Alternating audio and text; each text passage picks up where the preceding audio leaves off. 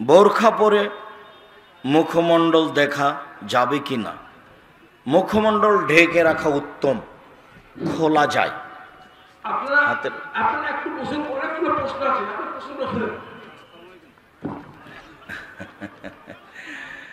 মুখমণ্ডল খোলা যায়, ঢেকে রাখা উত্তম।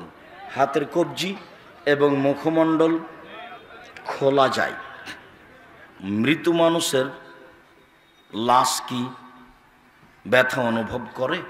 জি, আল্লাহ রসুল বলেছেন, জীবিত মানুষ যেভাবে কষ্ট পায় মরা মানুষ সেভাবে কষ্ট পায়, তবে তার বলার কোনো ক্ষমতা নেই। টাকনোর উপরে প্যান্ট পাল্টিয়ে রাখা, জি না, গুটিয়ে রাখা যাবে না, কেটে দিতে হবে।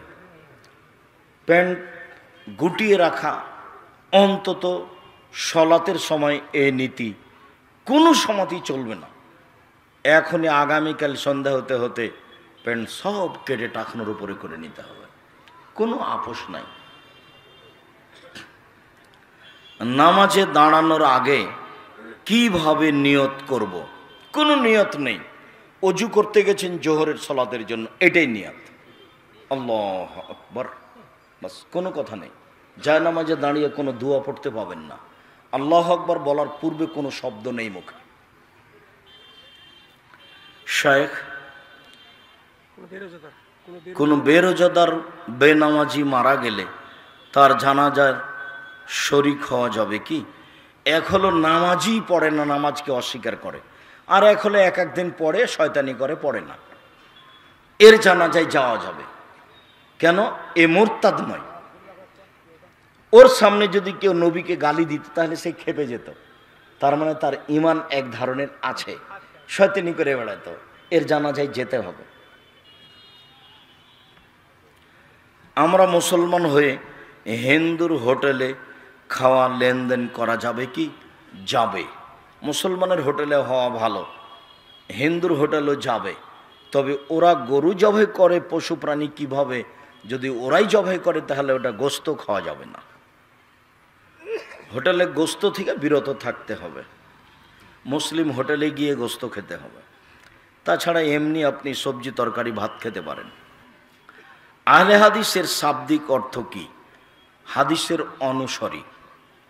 আহলে হাদিস ও আহলে সুন্নাহ ওয়াল জামাতের মধ্যে পার্থক্য কি? আহলে হাদিস যারা আকীদায় সব সময় কোরআন এবং সহিহ হাদিস মেনে চলে, আর আহলুস সুন্নাহ ওয়াল জামা যারা মাযহাবের কাছে আশ্রয় নেয়, তারাই হচ্ছে আহলুস সুন্নাহ ওয়াল জামা। দুটো এক নয়। হানাফি এবং আহলে হাদিসের মধ্যে পার্থক্য কি? হানাফি যারা মাযহাব মেনে চলে, আহলে হাদিস যারা মানুষের মতামতকে উপেক্ষা করে, মাযহাবকে উপেক্ষা করে কোরআন এবং সহিহ হাদিস মেনে চলে। দুইটার মধ্যে অনেক পার্থক্য আছে। সহিহ হাদিস কয়টি আর জয়ীফ হাদিস কয়টি? সহিহ হাদিস প্রায় 30,000 মতো, আর জয়ীফ জাল হাদিস প্রায় 3 লক্ষের মতো। আমাদের বাসায় আছে 10,000 মতো। অজু ছাড়া কোরআন ধরা যাবে কি? যাবে। অজু ছাড়া কোরআন মাজিদ পড়া যাবে। যেখানে নিষেধ করা হয়েছে যেটা অমুসলিম হিন্দু যারা, মুশরিক যারা, তারা কোরআন ধরতে পাবে না। মজি কাপড়ে লাগলে সলাৎ হবে কি? মজি কাপড়ে লাগলে গাঢ় শুক্রকীটের পূর্বেই যেই তরল পদার্থ আছে সেটাকে মজি বলে, সেটা বের হলে সেই কাপড়ে সলাৎ হবে। তবে অজু ভেঙে যাবে, অজু পুনরায় করতে হবে। সূরা হাসরের একটু কমান না, এগুলো এত কেন? আসসালামু আলাইকুম। কত বছরের ছেলে ইমামতি করতে পারে? 5, 6, 7 বছরের ছেলে। বুখারী মুসলিমের হাদিসে যেটা এসেছে সেটা 6 বছরের ছেলে ইমামতি করত। বুখারী মুসলিমের হাদিস। কাজে বিবাহ না করলে ইমাম হতে পাবে না, ওটা ঠিক নয়। আমাদের ঈদগাহ মাঠে 17টি জামাত মিলে একটি জামাত অনুষ্ঠিত হয়। মাঠে নারী পুরুষের একসাথে জামাতের ব্যবস্থা আছে, কিন্তু একটি জামাতে ওই মসজিদের ইমাম নারীদের নিয়ে মসজিদে ঈদের সালাত আদায় করেন? জি না। ইমাম সাহেব মহিলাদেরকে নিয়ে মসজিদে ভিন্নভাবে সালাত আদায় করাবেন, এর বৈধতা নেই। মহিলাদেরকে ঈদের মাঠে যেতেই হবে, যেতেই হবে যে কোনো মূল্যে। মহিলাদের 5 ওয়াক্ত সালাত বাড়িতে ভালো, জুমা মসজিদে জুমার দিন যাওয়া ভালো। মহিলাদের ঈদের মাঠে যেতে বাধ্য, যেতেই হবে, নইলে মাঠ বিক্রি করে দিয়ে মাঠ বড় করতে হবে। জরুরিভাবে মহিলাদেরকে ঈদের মাঠের ব্যবস্থা করতে হবে। কোনো সময় যদি ঈদের মাঠ ফেল করে মহিলারা, তাহলে কোনো পুরুষ দিয়ে পড়িয়ে দিবে, কিন্তু নিয়মিত মসজিদে একজন পুরুষ দিয়ে ইমামতি করে মহিলাদের সালাত হবে, এর বৈধতা নেই। আসসালামু আলাইকুম শেখ, আমাদের মসজিদের ইমাম শহীদ দিবসের দিন শহীদ মিনারে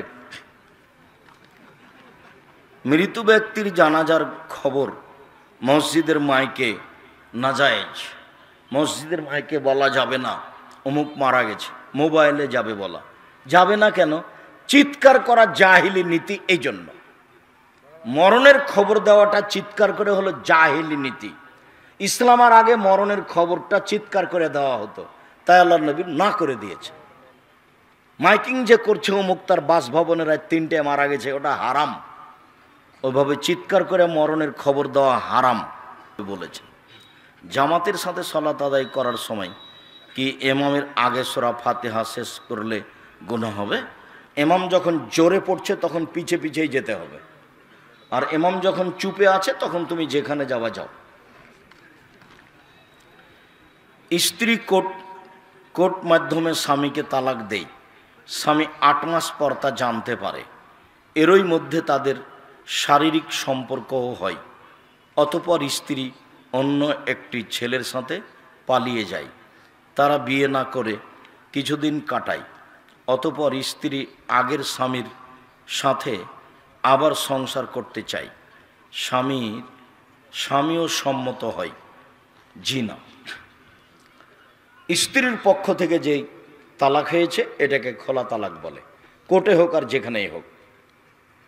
এইটা যদি আবার সংসার করতে চাই তাহলে বিবাহ পড়াতে হবে, যখনই হোক বিবাহ পড়াতে হবে। আর যদি এই মহিলা অন্য জায়গাতে বিবাহ বসতে চাই, তাহলে যেদিন কোর্টে তালাক করে নিয়েছে তার 30 দিন পর অন্য জায়গাতে বিবাহ বসবে। এর সংসার সবই হারাম।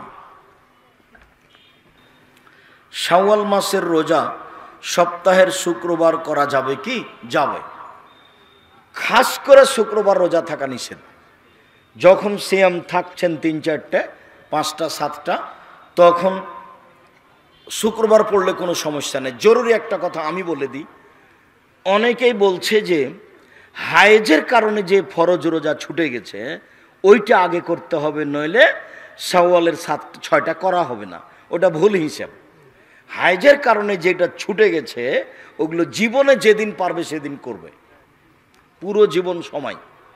আয়েশা রাদিয়াল্লাহু তাআলা আনহা করতেন 10 মাস পরে গিয়ে শাবান মাসে, আর এটা এ মাসেই করতে হবে। নফলটা আগে করে নেন আর হায়েজেরটা যেদিন পারবেন সেদিন করিয়ে নেন।